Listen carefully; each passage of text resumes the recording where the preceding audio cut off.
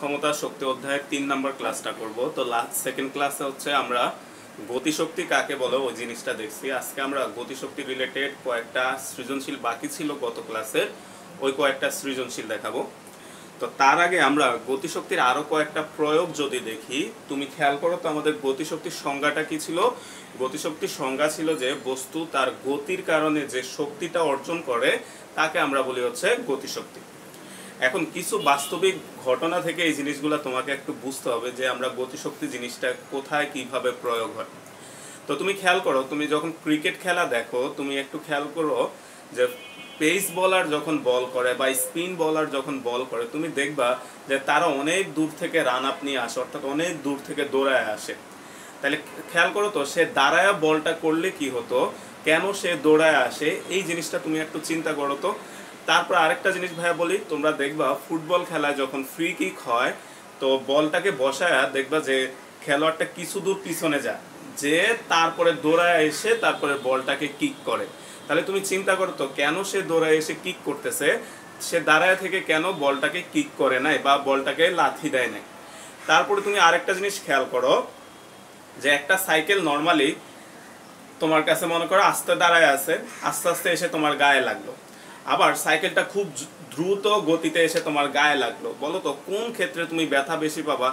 এই ঘটনাগুলো যদি একটু চিন্তা করো, আমরা দেখতে পাবো যে এগুলা প্রত্যেকটার সাথেই গতিশক্তিটা সম্পর্কিত।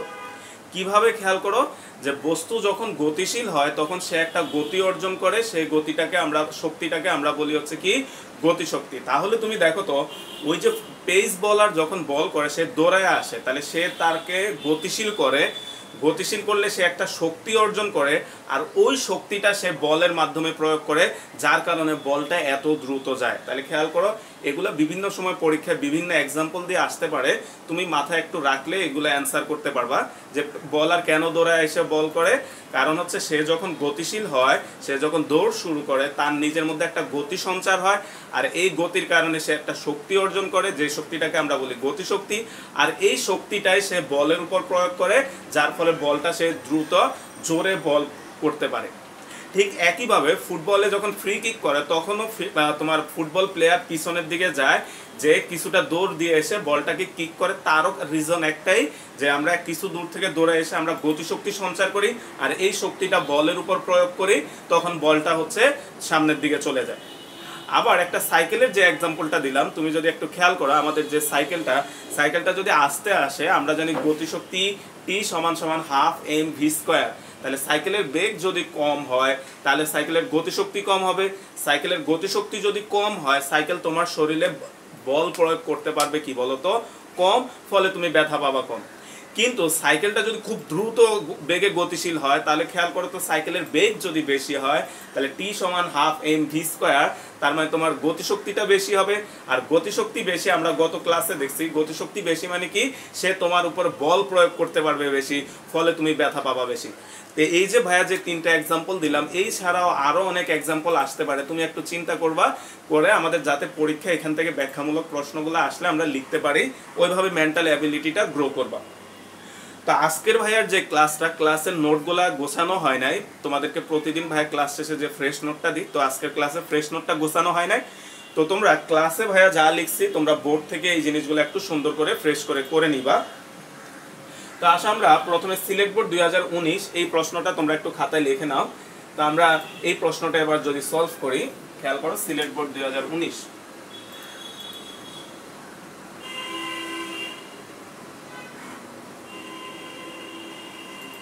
খেয়াল করে এখানে কি বলা হচ্ছে যে একজন ক্রিকেট বলার পরপর দুটি বলের গতিবেগ 150 কিলোমিটার পার আওয়ার এবং 154 কিলোমিটার পার আওয়ার। তারপর বলটির ভর বলে দিছে তোমাকে 250 গ্রাম। তাহলে তুমি খেয়াল করো একজন ক্রিকেট বলার সে একটা ওভারে 6টা বল করে, 6টা বলের মধ্যে তোমাকে 2টা বলের কথা বলে দিছে। একটা বল সে 150 কিলোমিটার পার আওয়ারে করছে, আর আরেকটা বল হচ্ছে 154 কিলোমিটার পার আওয়ারে করছে, এবং বলটার ভর বলে দিছে 250 গ্রাম, এবং যে জায়গায় খেলাধুলা করতেছে ওইখানে অভিকর্ষজ ত্বরণ জি এর মান 9.8 মিটার পার সেকেন্ড স্কয়ার তোমাকে বলে দিছে। আজকের যে প্রশ্নগুলো আমাদের, এই প্রশ্নগুলো হচ্ছে তোমাদের অধ্যায় 2, 3 এবং 4 এই সবগুলো অধ্যায় মিলায়া প্রশ্ন, কম্বাইন্ড প্রশ্ন। তো আমাদের খেয়াল করো ক নাম্বার যে প্রশ্নটা বলা হচ্ছে, খেয়াল করো কি বলছে, বলার বলটিকে উদ্দীপকের প্রথম গতিবেগে, তাহলে খেয়াল করো উদ্দীপকের প্রথম গতিবেগে বলতে এই গতিবেগটার কথা বলা হচ্ছে, প্রথম গতিবেগে খাড়া উপরের দিকে ছুটলে কত উপরে উঠবে। তাহলে খেয়াল করে এটা আমরা গতি অধ্যায়ে পড়ছি যে কোন একটা বস্তুকে যদি তুমি উপরের দিকে থ্রো করো, খেয়াল করো বস্তুটা একটা নির্দিষ্ট পরিমাণ উচ্চতায় উঠে নিচের দিকে পড়ে যায়। এর কারণ কি, বস্তুটা যেখান পর্যন্ত উঠে ওই উচ্চতাটাকে আমরা কি বলি বলতো, সর্বোচ্চতা বলি। আর বস্তুর বেগ প্রতি সেকেন্ডে 9.8 করে কমতে কমতে এখানে এসে সর্বোচ্চতায় বেগ কত হয়, 0 হয়ে যায়। আমরা এগুলা গতি অধ্যায়ে পড়ছি। তাহলে খেয়াল করো যদি আমরা এই জিনিসগুলা দেখি একটু, যে এখানে তাহলে দেখো আমাদেরকে বলা হচ্ছে উদ্দীপকের প্রথম গতিবেগে খাড়া উপরের দিকে নিক্ষেপ করলে, তাহলে আদিবেগ ইউ সমান সমান তোমাকে বলে দিছে 150 কিলোমিটার পার আওয়ার। তাহলে কিলোমিটার পার আওয়ার থেকে যদি মিটার পার সেকেন্ডে নিতে হয়, তোমরা জানো আমরা কি করি, 1000 দ্বারা গুণ করি আর 3600 দ্বারা ভাগ করি, তাহলে এটা করলে আসবে হচ্ছে মিটার পার সেকেন্ড। তাহলে দেখো এই ভ্যালুটা আমাদের কত আসে, 150 গুণ 1000 ভাগ হচ্ছে 3600, তাহলে এটা করলে আসে হচ্ছে 41.67 মিটার পার সেকেন্ড। আচ্ছা, এরপরে খেয়াল করো সর্বোচ্চতায় শেষ বেগ v ইকুয়াল হচ্ছে 0। আমরা জানি সর্বোচ্চতায় শেষ বেগ v ইকুয়াল হচ্ছে 0। তারপর হচ্ছে এখানে তোমাকে অভিকর্ষজ ত্বরণটা বলে দিছে, খেয়াল করো অভিকর্ষজ ত্বরণ g ইকুয়াল হচ্ছে 9.8 মিটার পার সেকেন্ড স্কয়ার। তারপর তোমাকে বের করতে বলছে, দেখো উপরের দিকে ছুটলে কত উপরে উঠবে, তাহলে হচ্ছে উচ্চতা আমরা h দ্বারা প্রকাশ করি, h ইকুয়াল হচ্ছে হোয়াট। তাহলে খেয়াল করো আমরা একটা বস্তুকে যদি, এটা মনে করো ভূমি, এই দিকে যদি u বেগে নিক্ষেপ করি, তুমি খেয়াল করো u জানো, v জানো, ত্বরণ জানো, h জানো, তাহলে এখানে গতির কোন সূত্রটা ব্যবহার হবে, যে আমরা জানি v স্কয়ার সমান সমান হচ্ছে u স্কয়ার মাইনাস 2gh, তাই না, যে উপরের দিকে নিক্ষেপ করলে আমরা কি হয়, মাইনাস হয়। তাহলে এখানে মানগুলা যদি বসায় দাও, 0 স্কয়ার সমান সমান 41.67 তার স্কয়ার মাইনাস 2 × 9.8 ইন্টু হচ্ছে h। তাহলে এইখান থেকে যদি আমরা এই মানটাকে এইদিকে নিয়ে আসো, তাহলে হচ্ছে 2 × 9.8 h সমান সমান হচ্ছে 41.67 তার স্কয়ার। তাহলে আমরা এখান থেকে h এর মানটা যদি বের করো, তাহলে 41.67 তার স্কয়ার ডিভাইডেড বাই 2 × 9.8, তাহলে এখানে আমাদের ক্যালকুলেট করলে আসবে 88.59 মিটার। তাহলে খেয়াল করো আমাদের সর্বোচ্চতা হচ্ছে 88.59 মিটার। আচ্ছা, এই কোশ্চেনটা দেখবা আমরা গতি অধ্যায় যখন পড়াইছি, গতি অধ্যায়েও ভাইয়া দেখবা যে আমরা এই প্রশ্নটা পড়াইছি, ওইখানেও এই প্রশ্নটা ইম্পর্টেন্ট ছিল যে সর্বোচ্চতা কত, সর্বোচ্চতা উঠতে কত সময় লাগে। তো দেখো ভাইয়া গত ক্লাসেই বলছি যে এক অধ্যায়ের সাথে স্যাররা কিন্তু প্রশ্ন যখন করবে আরেক অধ্যায়ে কিন্তু সম্পর্কিত করে দিবে। সো তুমি যদি কোনো একটা অধ্যায় ভালোভাবে না পারো, পরের অধ্যায়টা পারতেও কিন্তু খুব ঝামেলা হবে। সো ভাইয়া বারবার প্রতিদিন একই কথা বলি যে তোমরা অবশ্যই যারা আগের অধ্যায়গুলো গ্যাপ রেখে আসছো বা ভালো মতো পড়ো নাই, তারা আগের অধ্যায়গুলো ভালো করে পড়বা। বিশেষ করে প্রত্যেকটা অধ্যায়ে যতগুলো সূত্র আছে এগুলো সব সময় মাথায় যাতে থাকে, যাতে যে কেউ যদি তোমাকে বলে যে গতি অধ্যায়ে কয়টা সূত্র আছে, কি কি বলো তো দেখি, তুমি যাতে বলতে পারো। অর্থাৎ তারপরে তোমাকে বলা হলো বল অধ্যায়ে কয়টা সূত্র আছে, বলতে পারবা কিনা, বল অধ্যায়ের সূত্রগুলো বলো। অর্থাৎ এনি টাইম তুমি যাতে বলতে পারো, ওইভাবে ভালোভাবে সূত্রগুলো মুখস্থ করবা। তাহলে দেখবা যে চট করে পরীক্ষায় তোমার অঙ্ক দেখার সাথে সাথে মাথায় সূত্রটা চলে আসবে। আর তা না হলে তুমি একটা অঙ্ক পড়ে খালি খুঁজবা কোন সূত্রটা হবে, কোন সূত্রটা হবে, দেখবা যে তুমি আর সূত্র মনে করতে পারতেছো না। তো আস্তে আস্তে এগুলা প্র্যাকটিস করো, দেখবা যে আস্তে আস্তে সব হয়ে যাবে, যে প্রত্যেকটা অধ্যায়ের সূত্রগুলা খুব ভালোভাবে মুখস্থ করবা। এবার আসো আমরা খ নাম্বার যে প্রশ্নটা আছে, খেয়াল করো তোমরা খ নাম্বার প্রশ্নটা।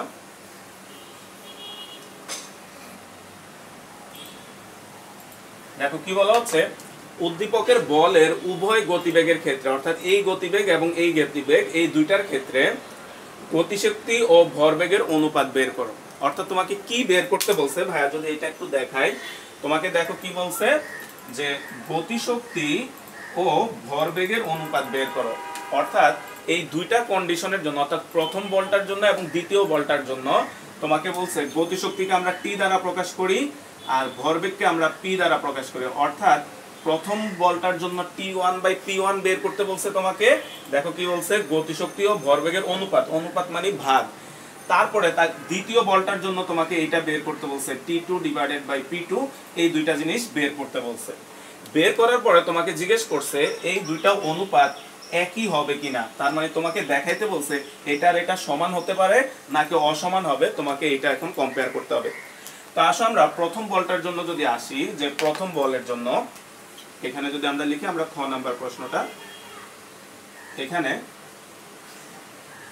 বলের ভর m = 250 গ্রাম। তাহলে গ্রাম থেকে যদি আমরা কেজিতে নিই কি করতে হয়, 1000 দ্বারা ভাগ করতে হয়। তাহলে 250 ভাগ 1000, তাহলে এটা আসে হচ্ছে 0.25 কেজি। আচ্ছা, এরপরে প্রথম বলের বেগ, আমরা এটাকে যেহেতু দুইটা বেগ দেওয়া, এটা একটা বেগ এটা একটা বেগ, তার মানে এটাকে আমরা v1 ধরলাম। v1 = 150 kilometre per hour. তাহলে খেয়াল করো, এটাকে আমরা যদি মিটার পার সেকেন্ডে নিয়ে যাই, 150 গুণ 1000 ভাগ 3600 মিটার পার সেকেন্ড। তাহলে এটা একটু আগে আমরা ক্যালকুলেট করছিলাম 41.67 মিটার পার সেকেন্ড। তারপর আসো আমরা দ্বিতীয় বলের বেগ, এটাকে মনে করো আমরা v2 ধরলাম। v2 = দেখো তোমাকে বলে দিছে 154 kilometre per hour, 154 kilometre per hour. তাহলে এটাকেও তুমি যদি ভাঙাও, 154 গুণন 1000 ভাগ 3600 মিটার পার সেকেন্ড। তাহলে এটাকেও যদি আমরা ভাঙাই, দেখো আসবে 154 গুণ 1000 ভাগ 3600। তাহলে এটা করলে আসে হচ্ছে 42.78 মিটার পার সেকেন্ড। তাহলে আমরা যে জিনিসগুলো দিল এগুলো আমরা পেলাম। এখন আসো প্রথম বলটার গতিশক্তি আমরা যদি ধরি, প্রথম বলটির গতিশক্তি ও ভরবেগ যথাক্রমে T1 ও P1। আমরা এই দুইটা জিনিস ধরে নিলাম যে প্রথম যে বলটা করছে ওই ক্রিকেটার, তার প্রথম বলটার গতিশক্তিটাকে আমরা T1 দ্বারা ধরে নিছি আর ভরবেগটাকে P1 দ্বারা ধরে নিছি। এখন তুমি খেয়াল করো তো, আমরা জানি P1 = কত বলো তো, হাফ m v1 স্কয়ার।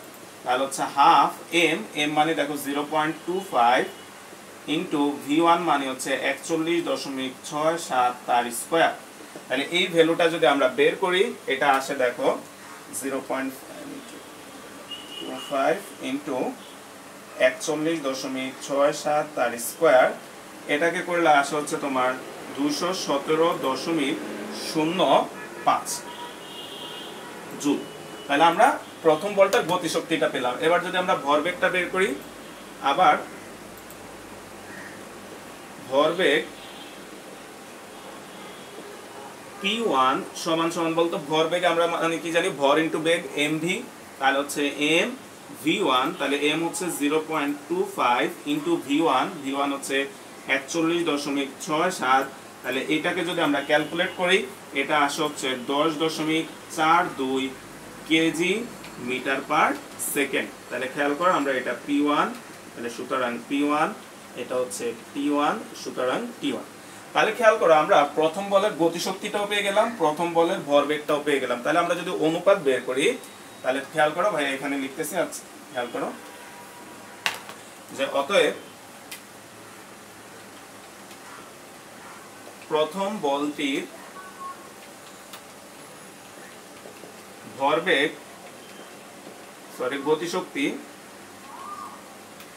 গতিশক্তি ও ভরবেগের অনুপাত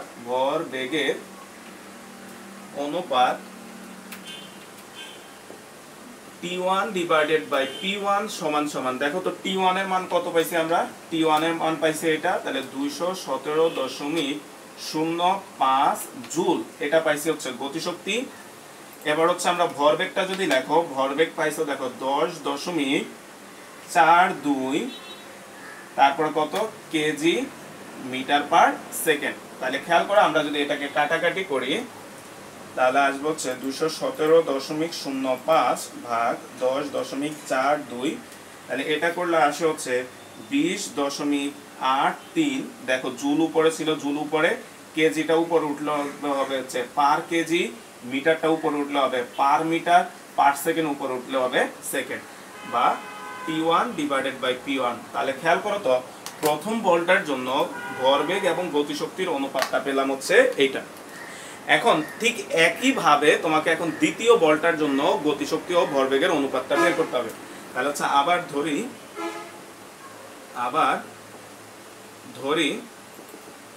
দ্বিতীয় বলটির ভরবেগ, সরি গতিশক্তি আগে বলছে, যেহেতু গতিশক্তি ও ভরবেগ যথাক্রমে T2 ও P2। তাহলে আমরা জানি T2 সমান সমান হচ্ছে হাফ m v2 স্কয়ার। তাহলে এখানে মানগুলো বসাও, হাফ m হচ্ছে 0.25 ইন্টু v2, দেখো v2 এর মান কত 42.78 তার স্কয়ার। তাহলে এখান থেকে যদি আমরা ক্যালকুলেট করো T2 এর মানটা আসবে হচ্ছে তোমার 42.78 তার স্কয়ার। এই মানটা করলে আসে হচ্ছে 288.77 মিটার জুল। তাহলে আমরা T2 এর মান পেলাম 228.77 জুল। এবার আমরা যদি ভরবেগটা বের করি, খেয়াল করো আমরা যদি ভরবেগটা বের করি, যে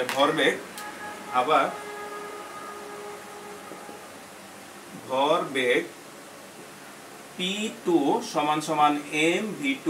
তাহলে আমরা যদি ভরবেগের ভরের মান হচ্ছে 0.25 ইন্টু v2 এর হচ্ছে 42.78। তাহলে এখানে যদি আমরা দেখো ভরবেগটা আসবে 0.25 ইন্টু 42.78। তাহলে ভরবেগ আসে হচ্ছে 10.69 কেজি মিটার পার সেকেন্ড। তাহলে আমরা এটা পেলাম 69। তো তোমরা চাইলে এটাকে 70 লিখতে পারো বা 69 লিখতে পারো, বা আমরা 70 লিখি, সমস্যা নেই। তাহলে আমরা 70 কেজি মিটার পার সেকেন্ড। এখন আমরা আসে এই দুইটার যদি অনুপাত বের করি গতিশক্তি আর ভরবেগের, তাহলে খেয়াল করো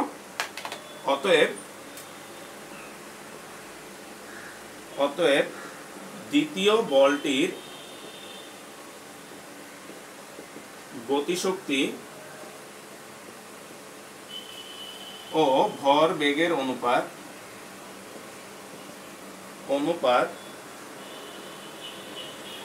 তাহলে আমরা গতিশক্তি হচ্ছে T2, ভরবেগটা মাত্র বের করলাম P2 সমান সমান, তাহলে T2 এর মান তুমি কত পাইছো এটা, তাহলে 228.77 জুল, আর এটা হচ্ছে 10.70 কেজি মিটার পার সেকেন্ড। তাহলে আমরা যদি এই মানটা বের করি, দেখো এই মানটা আসে হচ্ছে 228.77 ভাগ 10.70, এটা করলে আসে হচ্ছে 21.38 joule per KG per metre second.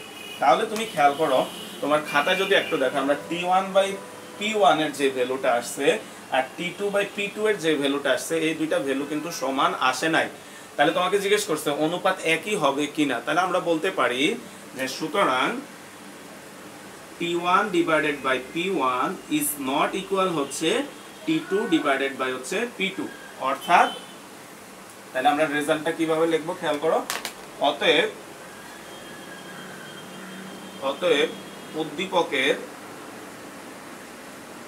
উদ্দীপকের উভয় গতিবেগের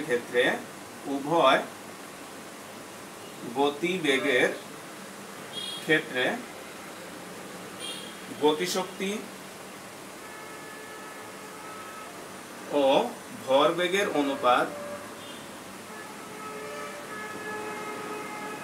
অনুপাত একই হবে না। তো খেয়াল করো অঙ্কটা একেবারে সিম্পল একটা অঙ্ক, তো তোমরা পারবা আশা করি। তারপরে খেয়াল করো আমরা বরিশাল বোর্ড 2019 এই প্রশ্নটা যাওয়ার আগে আমাদেরকে একটা সূত্র পড়ে নিতে হবে। তো ভাই লিখে দিচ্ছি, তোমরা আগে একটু লেখো যে বলের ঘাত। তোমরা এই জিনিসটা খাতায় লেখো যে বলের ঘাত। এখন খেয়াল করো যে বলের ঘাত এই জিনিসটা বলতে কি বুঝি। তো ভাই একটু লিখে দিচ্ছি, তার আগে দেখো কোন একটা বস্তুর উপর মনে করো তুমি 5 নিউটন বল 10 সেকেন্ড যাবত প্রয়োগ করছো। তাহলে খেয়াল করো কোশ্চেনটা, যে কোন একটা বস্তুর উপর আমরা কি করলাম 5 নিউটন বল 10 সেকেন্ড যাবত প্রয়োগ করলাম। তাহলে এই যে বল এবং বলের একটা ক্রিয়াকাল, কতক্ষণ তুমি প্রয়োগ করছো 10 সেকেন্ড, এটাকে বলি আমরা হচ্ছে ক্রিয়াকাল। তাহলে বল এবং বলের ক্রিয়াকালের যে গুণফলটা তাকে আমরা বলি হচ্ছে ফিজিক্সের ভাষায় তাকে আমরা বলি হচ্ছে বলের ঘাত। তাহলে সংজ্ঞাটা একটু লিখে নাও যে বল ও বলের ক্রিয়াকালের গুণফলকে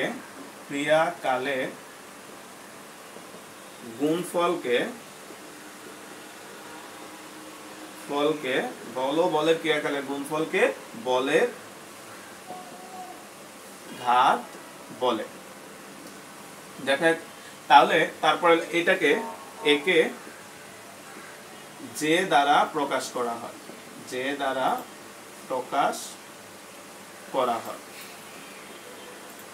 তাহলে খেয়াল করো, তাহলে হচ্ছে সুতরাং বলের ঘাত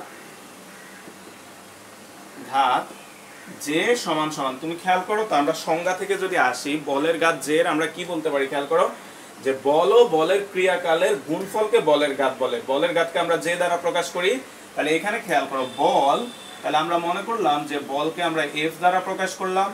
বলের ক্রিয়াকাল অর্থাৎ সময়, এটাকে আমরা যদি টি দ্বারা প্রকাশ করি, তাহলে যে সমান সমান আমরা কত লিখতে পারি বলতো, যে সমান সমান হচ্ছে এফ টি। তাহলে আমাদের আরেকটা সূত্র পেলাম, যে ইজ ইকুয়াল হচ্ছে এফ টি, যেখানে যে বলতে বুঝবো আমরা হচ্ছে বলের ঘাত, আর এফ হচ্ছে বল, আর টি হচ্ছে সময়।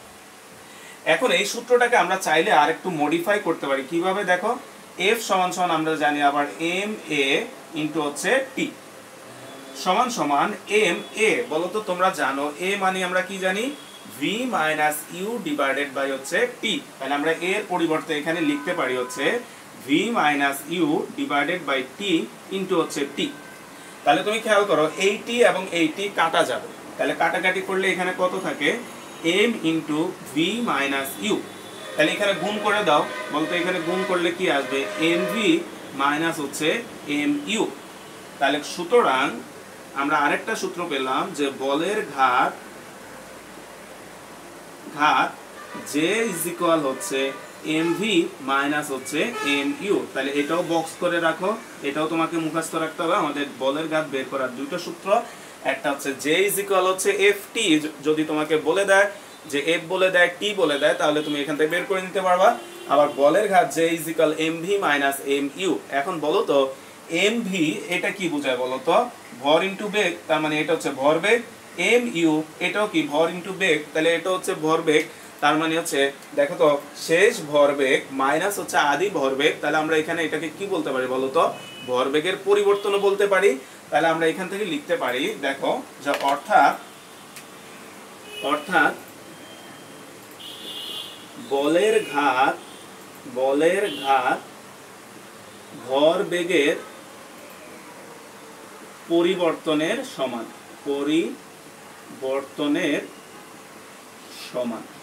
তাহলে বলের ঘাত ভরবেগের পরিবর্তনের সমান। কিভাবে ভরবেগের পরিবর্তন, এটা হচ্ছে ফাইনাল ভরবেগ বা শেষ ভরবেগ, এটা আদি ভরবেগ। তাহলে একটা থেকে একটা মাইনাস করলে কি পাবো আমরা, ভরবেগের পরিবর্তন।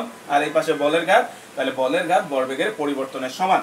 তাহলে এই লাইনটা লাল কলম দিয়ে আন্ডারলাইন করে রাখবা, এই লাইনটা আমাদের এমসিকিউতে আসে। তাহলে খেয়াল করো বলের ঘাত থেকে আমরা তিনটা জিনিস শিখলাম। একটা হচ্ছে বলের ঘাতের সংজ্ঞা, সেটা কি, বল ও বলের ক্রিয়াকালের গুণফলকে বলের ঘাত বলি। বলের ঘাত যে ইকুয়াল হচ্ছে এফ টি। আরেকটা পেলাম বলের ঘাত যে ইকুয়াল হচ্ছে এম ভি মাইনাস হচ্ছে এম ইউ। আর লাস্ট হচ্ছে বলের ঘাত ভরবেগের পরিবর্তনের সমান। এখন তাহলে আমরা এককটা যদি আসি, এটার পাশে লিখে রাখো যে আমরা এই সূত্র যখন ব্যবহার করব একক, খেয়াল করো তো এককটা কি হবে তোমার, বলের একক হচ্ছে নিউটন, সময়ের একক হচ্ছে সেকেন্ড, তাহলে হচ্ছে বলের ঘাতের একক কি হবে বলতো? Newton second. তাহলে আমরা এখানে লেখো একক হচ্ছে Newton second.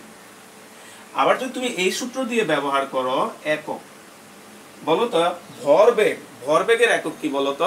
KG metre per second. তাহলে আমরা যখন এই সূত্রটা দিয়ে ব্যবহার করব তখন আমরা এককটা লিখবো হচ্ছে KG metre per second. Ultimately এইটা আর এটা একই জিনিস, এইটাকে ভাঙাইলে এটা হয়, আমরা এই যে এখানেই দেখাইছি। সো তোমার দুইটা একই জিনিস, এমসিকিউ তো আসতেও পারে, দুইটাও অপশনে থাকতে পারে। সো তুমি কিন্তু বুঝে দাগাইতে হবে, কারণ আমাদের দুইটাই কারেক্ট। তার মানে এখানে দিলে দিবে যে কোনটি বলের ঘাতের একক হতে পারে না, তার মানে এটা হতে পারে, এটা হতে পারে, এটার সাথে মিলে স্যার আরেকটা বানায় দিতে পারে। সো এই জিনিসগুলো খেয়াল রাখবা। তো আসো আমরা এই যে থিওরিটা পড়াইলাম, এখান থেকে ভাইয়া তোমাদেরকে একটা অঙ্ক ম্যাথ যদি দিই, খেয়াল করো যে আমরা একটা ম্যাথ এইচডব্লিউ দিলাম তোমাদেরকে, এটা ভাইয়া তোমরা এটা এইচডব্লিউ করবা যে একটি বস্তুর উপর 10 নিউটনের একটি বল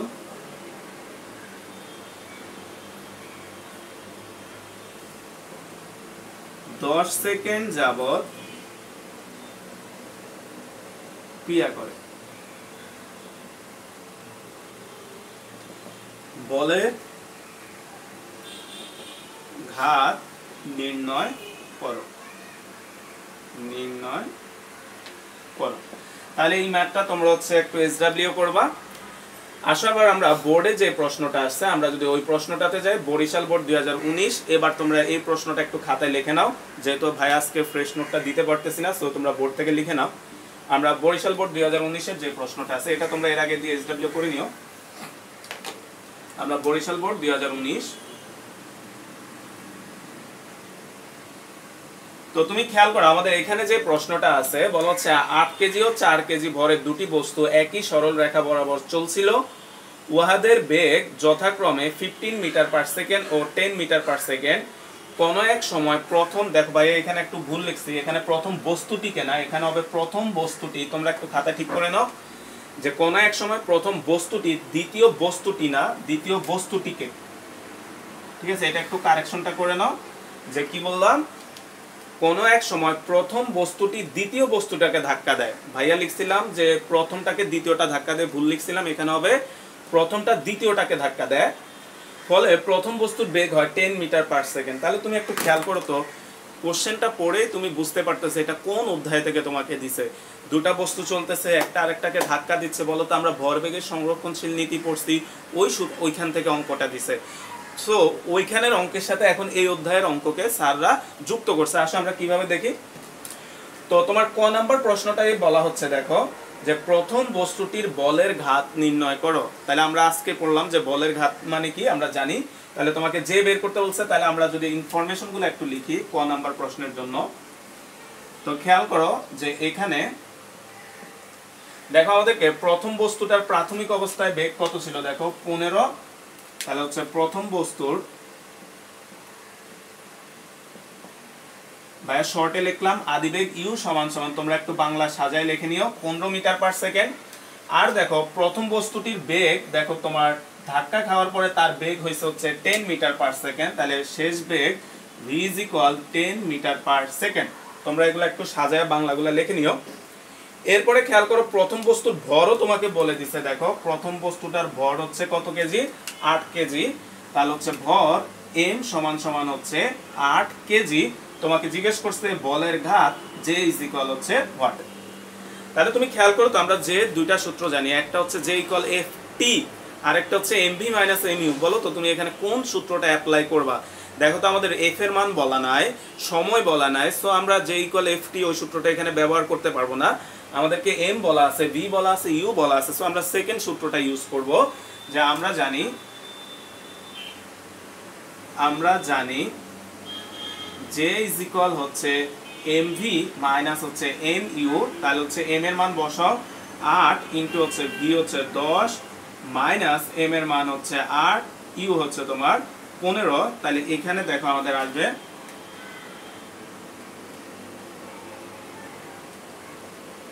তাহলে এটা ক্যালকুলেট করলে আসে হচ্ছে -40। তাহলে খেয়াল করো যে, তাহলে সুতরাং যে লাইনে একক লিখবা ওইখানে সুতরাং দিয়ে লিখবা।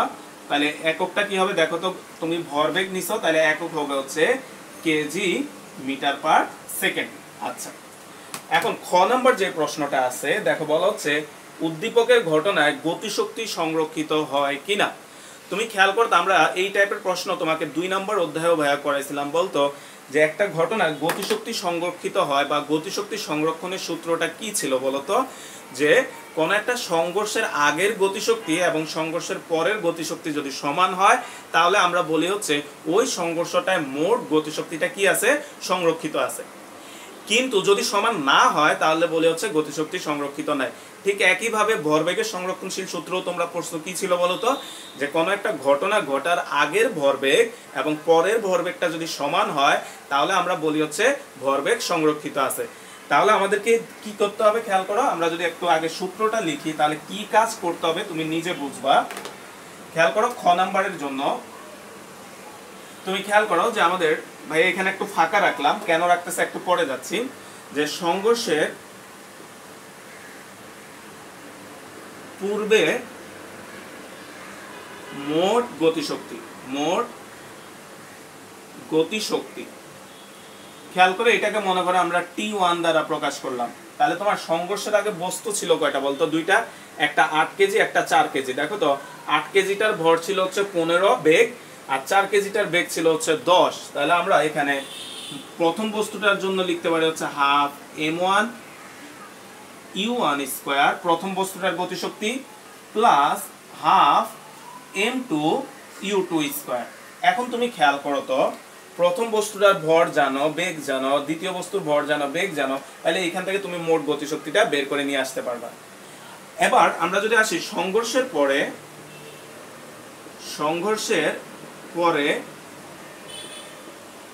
মোট গতিশক্তি, এটাকে আমরা T2 দ্বারা প্রকাশ করলাম। তাহলে প্রথমটার গতিশক্তি হবে ধাক্কা খাওয়ার পরে তাদের বেগ যেহেতু চেঞ্জ হয়ে গেছে m1 v1 স্কয়ার, প্লাস দ্বিতীয়টার হবে হাফ m2 v2 স্কয়ার। তো আমরা এখানে যদি খেয়াল করো তুমি, আমাদের m1 এর মান দেওয়া আছে, u1 দেওয়া আছে, m2 দেওয়া আছে, u2 দেওয়া আছে, সো তুমি এটা বের করে নিয়ে আসতে পারবা। দ্বিতীয় ক্ষেত্রে খেয়াল করো m1 এর মান জানো, v1 অর্থাৎ খেয়াল করো তোমাকে বলে দিছে প্রথম বস্তুটার বেগ 10 হয়ে গেছে সংঘর্ষের পরে, তার মানে সংঘর্ষের পরের বেগটা তুমি জানো প্রথম বস্তু। কিন্তু দেখো তো সংঘর্ষের পরে দ্বিতীয় বস্তুটার বেগ কত তুমি এটা জানো না। খেয়াল করো দ্বিতীয় বস্তুটার বেগ কত হয়েছে সংঘর্ষের পরে তোমাকে এটা বলে দেওয়া নাই। তাহলে তুমি বলো তো আমরা এটা কিভাবে বের করতে পারি, আমরা কোনোভাবে এই মানটা যদি বের করে নিয়ে আসতে পারি তাহলে এখানে বসাইলে আমরা এই মানটা পেয়ে যাব। তাহলে দেখো আমরা ভরবেগের সংরক্ষণশীল সূত্র থেকে আমরা কি জানি, যে আমরা জানি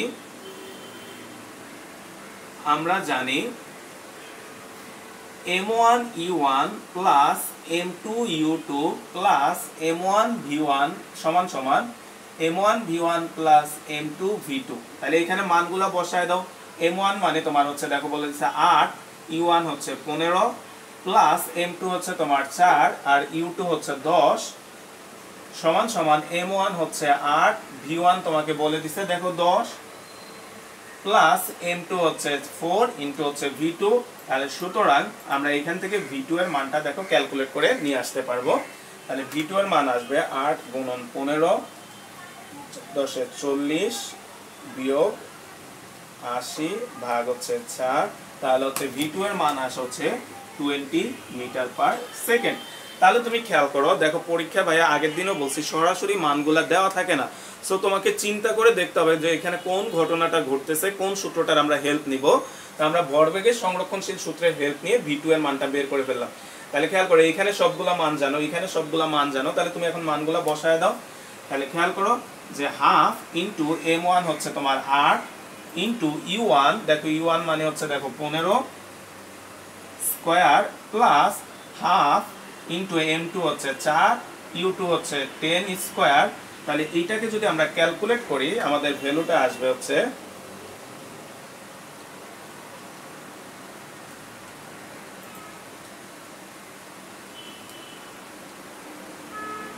দেখো আমাদের ভ্যালুটা আসে হচ্ছে 1100 জুল। তাহলে আমাদের সংঘর্ষের পূর্বে তার গতিশক্তিটা আসলো হচ্ছে 1100 জুল। এবার আসো আমরা সংঘর্ষের পরেরটা যদি হিসাব করি তাহলে আমরা দেখলাম হচ্ছে হাফ ইন্টু m1 হচ্ছে 8 ইন্টু v1 এর মান দেখো তোমাকে বলে দিছে সংঘর্ষের পরে প্রথম বস্তুটার বেগ হচ্ছে 10, তাহলে হচ্ছে 10 স্কয়ার প্লাস হাফ m2 হচ্ছে 4, v2 এর মান তুমি বের করছো 20, তাহলে 20 স্কয়ার। তাহলে এইখানে যদি আসো আমাদের দেখো 0.5 ইন্টু হচ্ছে 8 100, তাহলে এটাকে করলে আসে হচ্ছে আমাদের দেখো আমাদের এই ভ্যালুটা কত আসে, তাহলে দেখো আমাদের এই ভ্যালুটার মান আসছে হচ্ছে 1200 জুল। তাহলে তুমি দেখো তো সংঘর্ষের পূর্বের মোট গতিশক্তি 1100 জুল আর সংঘর্ষের পরের মোট গতিশক্তি হচ্ছে 1200 জুল। তাহলে যেহেতু দুইটা সমান নাই তাহলে আমরা বলতে পারি এখানে গতিশক্তিটা সংরক্ষিত হয়নি। তাহলে হচ্ছে যেহেতু T1 is not equal হচ্ছে T2, তাই গতিশক্তি সংরক্ষিত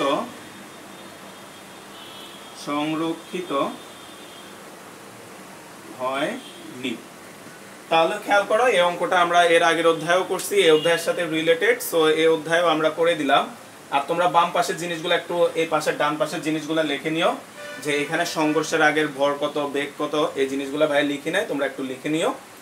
তো আসো আমরা আজকের লাস্ট প্রশ্নটা ঢাকা বোর্ড 2017, আসো আমরা এই প্রশ্নটায় যদি একটু যাই, তো তোমরা একটু ভিডিওটা স্টপ করে প্রশ্নটা একটু লিখে নাও, ঢাকা বোর্ড 2017।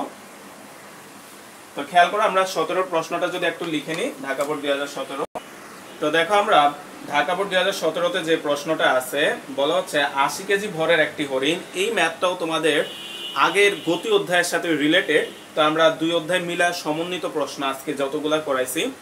তো খেয়াল করো এটাতে কি বলা হচ্ছে 80 কেজি ভরের একটি হরিণ 72 কিলোমিটার পার আওয়ার সুষম বেগে চলার সময়। তাহলে খেয়াল করো আমরা একটু ফিগারটা এঁকে দিই, তোমরাও ফিগারটা এঁকে নিও তাহলে একটু সুবিধা হবে।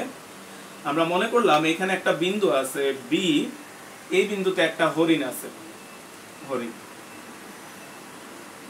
তো এই হরিণটার ভর তোমাকে বলে দিছে 80 কেজি, সে 72 কিলোমিটার পার আওয়ার সুষম বেগে চলার সময়। তাহলে তার বেগটা বলে দিছে সে এই দিকে হচ্ছে 72 কিলোমিটার পার আওয়ার বেগে চলতেছে। চলার সময় 75 মিটার পিছনে গাছের আড়ালে লুকিয়ে থাকা 200 কেজি ভরের একটি বাঘ। তাহলে খেয়াল করো তার থেকে 75 মিটার দূরে, তাহলে তার থেকে 75 মিটার দূরে একটা বিন্দু আমরা মনে করলাম সেটা হচ্ছে এ, এই বিন্দুতে হচ্ছে তোমার একটা বাঘ দাঁড়ানো ছিল। তো এই দূরত্বটা তোমাকে বলে দিছে আমাদের প্রশ্নে, এইটা হচ্ছে 75 মিটার, এই ডিসটেন্সটা তোমাকে বলে দিছে। এখন তুমি খেয়াল করো তো বাঘটা হরিণকে যেহেতু দেখছে, দেখার সাথে সাথে তো বাঘটা আর বসে থাকবে না, বাঘটা হচ্ছে দৌড় শুরু করলো। তো বাঘটা কত বেগে দৌড় শুরু করলো সেটা বলে নাই, তোমাকে বলে দিছে একটি বাঘ 1.5 মিটার পার সেকেন্ড স্কয়ার সুষম ত্বরণে 30 সেকেন্ড যাবত দৌড়ালো। তাহলে খেয়াল করো বাঘের জন্য তোমাকে ত্বরণ বলে দিছে, বাঘটা হচ্ছে এ সমান সমান 1.5 মিটার পার সেকেন্ড স্কয়ার সুষম ত্বরণে এই দিকে দৌড় শুরু করলো। আর হরিণটা কি করলো, হরিণটা হচ্ছে 72 কিলোমিটার পার আওয়ার বেগে, হরিণটা হচ্ছে 72 কিলোমিটার পার আওয়ার বেগে দৌড় শুরু করলো। এই হচ্ছে তোমার ইনফরমেশন গুলো। এখন আসো আমরা ক নাম্বার যে প্রশ্নটা বলা হচ্ছে দৌড় শুরু করার 10 সেকেন্ড পর বাঘের গতিশক্তি নির্ণয় করো। খেয়াল করো যে দৌড় শুরু করার 10 সেকেন্ড পরে বাঘের গতিশক্তি নির্ণয় করো। তো ক নাম্বার যে প্রশ্নটা আছে এই টাইপের ম্যাথ ভাইয়া গত ক্লাসে করাইছি, তোমাকে বাঘের গতিশক্তি বের করতে বলা হচ্ছে। তাহলে বলো তো গতিশক্তির সূত্রটা আমরা জানি হাফ এম ভি স্কয়ার। তাহলে দেখো বাঘের ভর বলে দিছে তোমাকে 200 কেজি, তাহলে তোমার বাঘের বেগ জানা লাগবে। বাঘের বেগটা কখন জানা লাগবে বলো তো, 10 সেকেন্ড পরে বাঘের বেগ কত। তাহলে তোমার কাজ হচ্ছে 10 সেকেন্ড পরে বাঘের বেগটা বের করবা, তাহলে ওই বেগটা দিয়ে হাফ এম ভি স্কয়ার করলে তুমি রেজাল্টটা পেয়ে যাবা। তো ভাইয়া তোমাদেরকে রেজাল্টটা লিখে দিচ্ছি, বাঘের গতিশক্তি হবে হচ্ছে 22,500 জুল। এটা হবে বাঘের গতিশক্তি। তোমরা ক নাম্বার প্রশ্নটা SW করবা, ভাই হচ্ছে খ নাম্বার প্রশ্নটা করে দিচ্ছি। তো খ নাম্বার প্রশ্নটা বলা হচ্ছে বাঘটির পক্ষে হরিণকে ধরা সম্ভব কিনা। তো খেয়াল করো তো বাঘটা কত সেকেন্ড দৌড়াইছে, তোমাকে এখানে ইনফরমেশনে বলে দিছে বাঘটা হচ্ছে 30 সেকেন্ড যাবত দৌড়াইছে। তাহলে আমরা যদি এখানে ইনফরমেশনগুলো লিখি যে এখানে হরিণের ভর m সমান সমান হচ্ছে 80 কেজি, তারপর হচ্ছে বেগ v সমান সমান তোমাকে বলে দিচ্ছে 72 কিলোমিটার পার আওয়ার। তাহলে এটাকে আমরা মিটার পার সেকেন্ডে ভাঙে আনো, দেখো কত আসে, 72 ইন্টু 1000 ভাগ 3600। তাহলে এটাকে করলে আসে হচ্ছে 2 মিটার পার সেকেন্ড। তাহলে হরিণের জন্য আমরা এটা পেলাম। এবার বাঘের ইনফরমেশনগুলো যদি দেখি, যে বাঘের জন্য খেয়াল করো তো, তোমাকে এখানে ইনফরমেশন কি বললো, এখানে কথাটা একটু বুঝতে হবে। গাছের আড়ালে লুকিয়ে থাকা, বলতো গাছের আড়ালে লুকিয়ে আছে, এই কথার মানে কি বলতো, সে কি ওইখানে দৌড়াদৌড়ি করতেছে না, সে স্থির আছে, গাছের আড়ালে সে স্থির অবস্থায় ছিল। তার মানে গাছের আড়ালে লুকিয়ে আছে এই কথার মানে তোমাকে বলে দিছে বাঘটা স্থির অবস্থায় ছিল, অর্থাৎ এই বিন্দুতে সে স্থির ছিল। তাহলে আমরা ফিগারে এখানে দেখায় দিলাম যে বাঘের আদিবেগ u সমান সমান হচ্ছে 0। তাহলে হচ্ছে বাঘের জন্য আদিবেগ u ইজ ইকুয়াল হচ্ছে 0। এখন তুমি খেয়াল করো, আমরা যদি বের করি ত্বরণ দেওয়া আছে, দেখো বাঘের যে ত্বরণ a সমান সমান 1.5 মিটার পার সেকেন্ড স্কয়ার। তারপরে বাঘের জন্য আর কি ইনফরমেশন দেওয়া আছে, বাঘের ভর দেওয়া আছে, আচ্ছা ঠিক আছে, সময় দেওয়া আছে যে সে 30 সেকেন্ড দৌড়াইছে। তাহলে হচ্ছে সময় t ইজ ইকুয়াল হচ্ছে 30 সেকেন্ড। এখন খেয়াল করো এখানে সময়টা গুরুত্বপূর্ণ। তাহলে বাঘ 30 সেকেন্ড যাবত হরিণটাকে দৌড়াইছে, তাহলে হরিণও 30 সেকেন্ড যাবতই দৌড়াইছে। খেয়াল করো কোশ্চেনটা, যে বাঘ হরিণকে 30 সেকেন্ড যাবত দৌড়াইছে, এই কথার মানে কি হরিণ তো দাঁড়ায় থাকে না, হরিণও কত সেকেন্ড নিজে নিজে দৌড়াইছে বলতো, 30 সেকেন্ড। তাহলে আমরা দেখি যে হরিণ 30 সেকেন্ডে কতটুকু দূরত্ব অতিক্রম করে। তাহলে হরিণটি অতিক্রম করে 30 সেকেন্ডে, ধরি 30 সেকেন্ডে হরিণটি s1 দূরত্ব অতিক্রম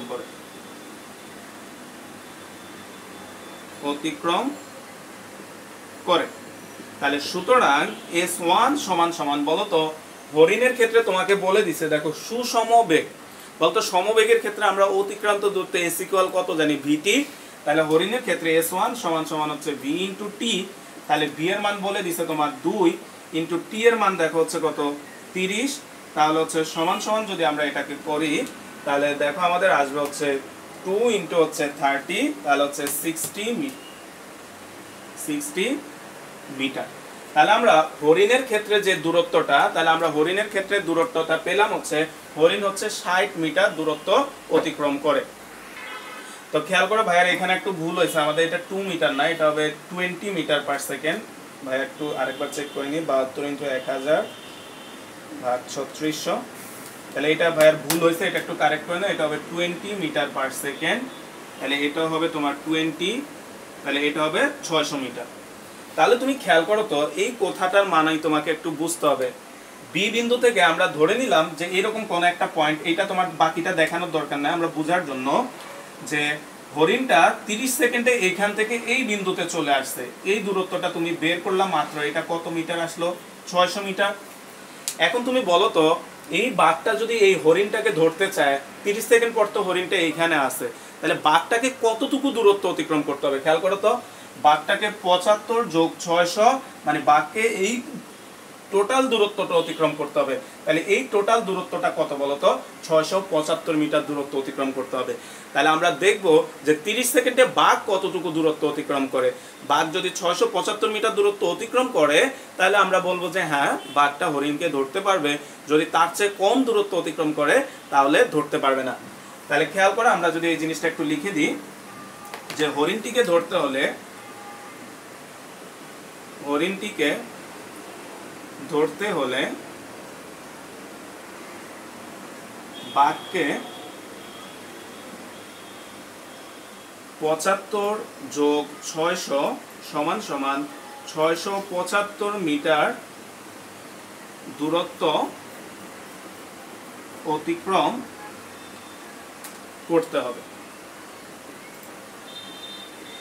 তাহলে খেয়াল করো, যারা বুঝো না আরেকবার বলে দিচ্ছে। আমরা প্রথমে বের করলাম যে 30 সেকেন্ডে হরিণটা কোথায় যাচ্ছে।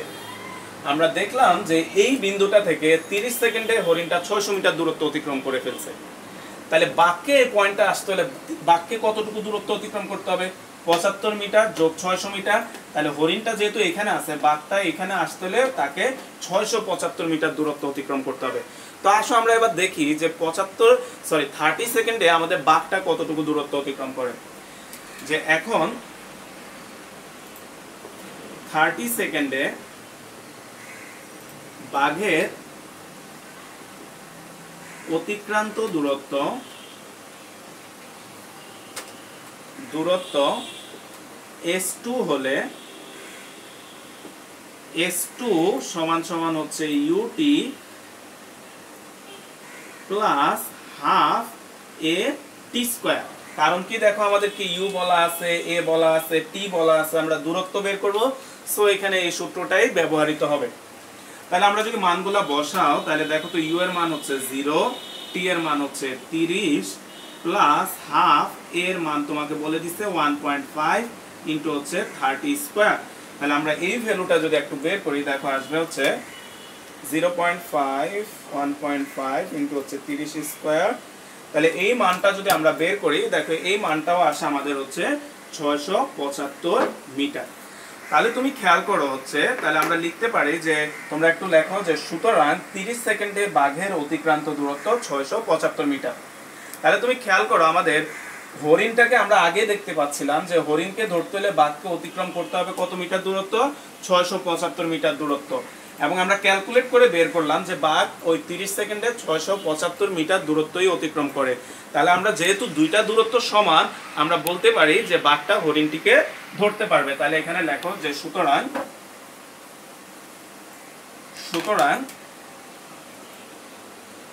বাঘটি হরিণটিকে ধরা সম্ভব কিনা। তাহলে লেখো যে বাঘটির পক্ষে হরিণটিকে ধরা সম্ভব। তো খেয়াল করো, আমাদের আজকের ক্লাসটা এই পর্যন্তই। আমরা 2 নাম্বার অধ্যায় যেটা করাইছি, ওইখানেও আমরা বাঘ হরিণের অঙ্ক করাইছি। দেখো এই অধ্যায়ের সাথেও কম্বাইন্ড করেও বাঘ হরিণের অঙ্কগুলো আসতেছে। তো ভাইয়া একই কথা প্রতিদিন বলি যে তোমরা এক ভাইয়ের রিকোয়েস্ট, একটু অঙ্কগুলো বুঝে বুঝে সলভ করবা। কারণ পরীক্ষায় স্যাররা কি টাইপের প্রশ্ন দিবে এটা কেউই জানো না। অর্থাৎ তুমি যদি ভালো করে এই প্রশ্নগুলো প্র্যাকটিস করো বুঝে বুঝে, তাহলে কিন্তু পরীক্ষায় যে প্রশ্নগুলো আসবে পারবা। আর যেহেতু ভাইয়া আজকে ফ্রেশ নোট দিব না, তোমরা ভাইয়া ক্লাসে গোছায় পড়ায় দিছি, তোমরা নোট খাতায় ফ্রেশ করে লিখে নিও। আজকের ক্লাসটা এই পর্যন্ত।